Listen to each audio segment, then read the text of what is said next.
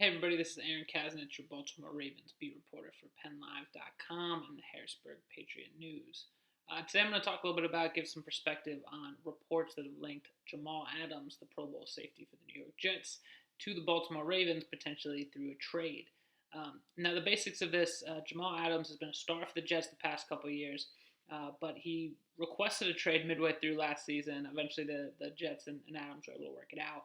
And in this offseason, Adams he has the option of extending his contract at the point in his career where he can sign a lucrative deal and move on from that rookie contract, which is relatively cheap. But he and the Jets have not come to an agreement yet, and Gary Myers of the New York Daily News has reported that the Jets would consider trading Adams, or that Adams is interested in being traded. And Myers reported that the Ravens are one of the teams who have inquired and one of the teams that might be interested. Reports also linked the Ravens to Adams back last season. The Ravens ended up not trading for Adams. Instead, they traded for Marcus Peters. Now, the big thing here is cost. Obviously, the Ravens, they got to shuffle a lot of pieces around if they want to add a player like that at this point in the offseason, because Adams would no doubt be a star player in the defense. But right now he carries a $7.2 million cap hit thereabouts. He would really put the Ravens right up against the salary cap this year. And obviously, if he got traded, he would want to sign a long-term deal. A trade probably would not work unless a long-term deal is in place. And the challenge with the Ravens is that they want to build a team around Lamar Jackson and around some of their other young stars. Pretty soon they're going to have to pay Lamar Jackson his second contract. They'll have to pay those other young stars, Marlon Humphrey, Ronnie Stanley, their second contract. So the big deal at this point is, could you fit that contract, with all those other guys? Probably not, unless you are willing to make a big concession. If you trade for Jamal Adams, does that mean you don't try and sign Marlon Humphrey to an extension or one of those guys?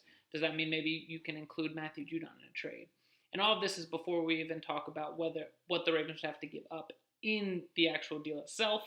In the trade, Michael Irvin of NFL Network said that the Jets were asking for a first and a third round pick for Adams. That's a lot of compensation, and particularly the way many teams like to build around quarterbacks who get big contracts. What they do is they say, okay, we give the quarterback a big contract. Now we're going to rely heavily on our drafts because rookies aren't paid as much. You draft a bunch of really good rookies to surround the quarterback. You make up for the fact that you've given the quarterback or given other players big money. The Ravens are coming up to that point where they're going to have to give this really good young core a bunch of money. They're going to need those draft picks. So it seems unlikely for a lot of reasons that the Ravens would go get Jamal Adams. The Ravens already have two safeties, in Earl Thomas and Chuck Clark, back there in the defensive backfield. But Baltimore's always been aggressive. General manager Eric DeCosta has been aggressive in his two off seasons now as a general manager. And Adams is a game-changing player, so who knows? There's a lot of obstacles in between the Ravens and Jamal Adams, working it out. First a trade and then an extension. But you really can never count these things out, particularly when you're a team in Super Bowl contention and you're talking about the kind of player who can help any team he's on win a Super Bowl.